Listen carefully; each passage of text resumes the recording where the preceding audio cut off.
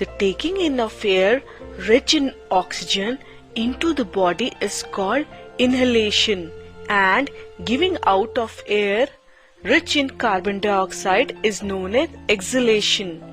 So, breathing comprises of inhaling and exhaling of gases. We cannot live without breathing. When we take in air, it passes through our nostrils into the nasal cavity.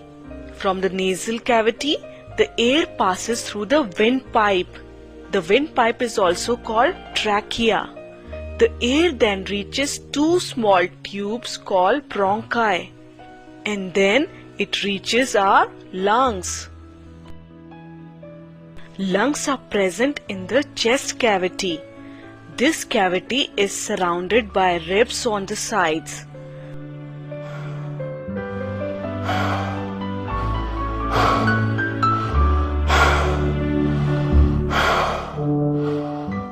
A large muscular sheet called diaphragm forms the floor of the chest cavity.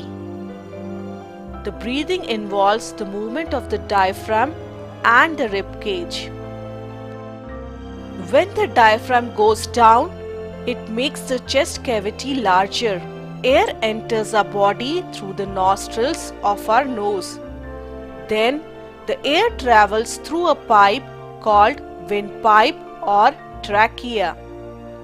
The air enters the two branches of the pipe, which are called bronchi. Then finally the air goes to the lungs and inflates the lungs.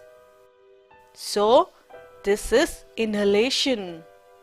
Similarly, when the diaphragm moves up, the air in the cavity becomes denser. So they give more pressure on the lungs and the air exits lungs. That is, the air gets out of the body using the same path as before, from the lungs to the bronchi, then windpipe, then the nasal cavity, then the nostrils, and finally out of the body. And this is called exhalation. To reiterate, the taking in of air rich in oxygen into the body is called inhalation. During inhalation, the ribs move up and outwards. The diaphragm moves down. The chest cavity becomes larger and the air rushes into the lungs, inflating the lungs. Similarly, giving out of air rich in carbon dioxide is known as exhalation.